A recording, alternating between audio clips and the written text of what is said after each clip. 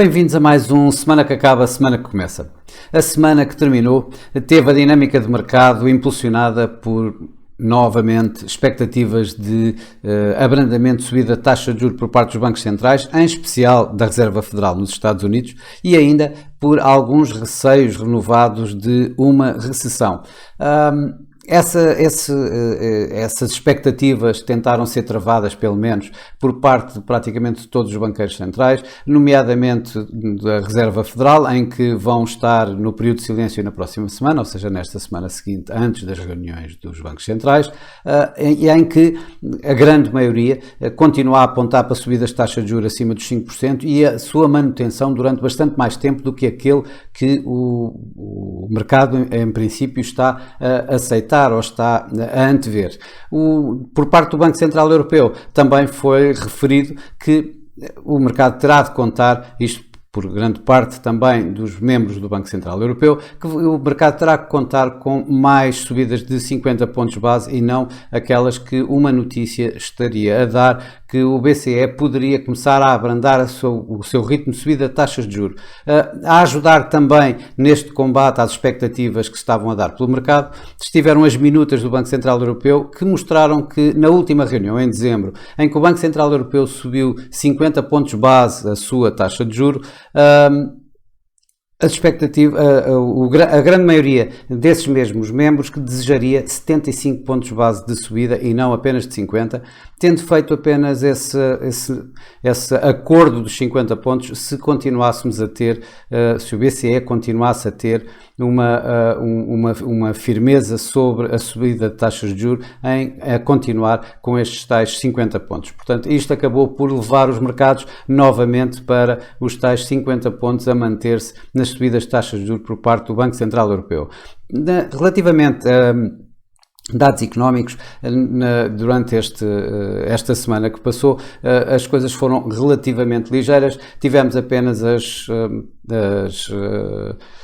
vendas a retalho nos Estados Unidos que foram abaixo do esperado, e isso sim acabou por elevar os tais receios de uma recessão, receios renovados de uma recessão que pudesse acontecer nos Estados Unidos, mais do que propriamente na Europa, em que uma vez mais tivemos dados de sondagem que apontam que a Europa possa estar a aguentar, digamos assim, este inverno de uma forma bastante melhor do que seria de esperado, isto principalmente depois dos preços da energia terem continuado a cair. Tivemos bancos centrais também, reuniões de bancos centrais, alguns. Claro que os mais importantes foi o Banco do Japão e o Norges Bank na Noruega. Ambos mantiveram as suas taxas inalteradas, ambos mantiveram as suas políticas monetárias inalteradas.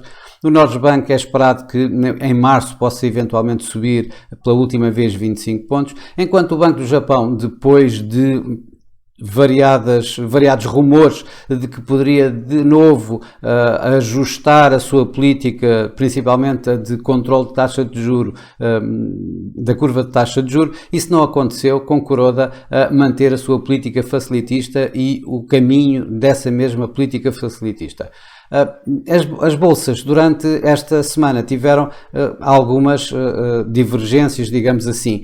Enquanto na Ásia as bolsas terminaram em alta, a China mesmo foi o que mais ganhou durante esta semana que passou, com o Xangai Composite a terminar a ganhar 2% durante esta semana. Já na Europa a situação foi inversa e as perdas, embora com ligeiras perdas, estamos a falar de que em média as bolsas europeias perderam cerca de 0,5%. Já nos Estados Unidos, também, aliás, foi bastante mista, digamos, o final desta semana, em que durante esta semana, por exemplo, tivemos o Nasdaq a ganhar, que terminou com a semana em ganhos de cerca de 0,5%, mas já o Dow Jones terminou a semana a cair 2,7%. Ganhou a volatilidade, que esta semana voltou a subir cerca de 8%, os índices de volatilidade. Por cá, por Portugal, o PSI perdeu um pouco mais do que a média europeia. Estamos a falar de que a média europeia seria à volta de 0,5% e o PSI caiu à volta de um pouco menos de 2%. Isto com os CTT à cabeça em termos de a melhor performance, a ganhar mais do que 5%, 5,4%, e a Navigator a perder cerca de 11% esta semana. No mercado cambial, o euro e o dólar praticamente mantiveram-se pouco alterados. O índice do dólar andou sempre a negociar à volta dos 102, mínimos dos últimos tempos. O euro-dólar andou a negociar acima de 1,08, à volta de 1,0850 para mais preciso. O que é os máximos dos das últimas semanas, dos últimos meses mesmo. O iene foi a divisa que se mostrou mais volátil, isto depois da reunião do Banco do Japão ter gerado aqui assim algumas expectativas se haveria ou não o tal ajuste. O mercado, grande parte dele, acreditava nesse mesmo ajuste e o iene estava a negociar em valorizações quando se deu a reunião, e depois de conhecida a decisão, o iene perdeu e perdeu bastante, ou seja, o dólar-iene foi rapidamente de abaixo de 128 para novamente acima de 131, no entanto acabou à volta dos 129,50, basicamente nos mínimos dos últimos tempos, ou seja, o iene a continuar em ganhos. Já a coroa norueguesa, depois da reunião do Banco da Noruega, manteve-se praticamente inalterada, tendo estado a negociar em mínimos dos últimos tempos. Se formos para o mercado das commodities, as commodities têm continuado a ter um suporte aqui maior, tanto na descida das taxas de juros, das yields obrigacionistas, como também pelo enfraquecimento do dólar, e isso viu-se uma vez mais esta semana, em que o ouro registou algumas valorizações, o cobre registou mais algumas valorizações e o petróleo subiu cerca de 2,5% uma vez mais. A próxima semana, que vai começar amanhã, é uma semana que tem tudo para ser um pouco mais calma do que aquela que vamos ter a seguir seguramente, com bancos centrais, com importantes dados económicos, com tudo isso. Portanto, aí vamos ter bastante mais, um nervosismo bastante maior. Esta semana aparentemente será bastante mais calma. Ainda assim tem alguns pontos de interesse.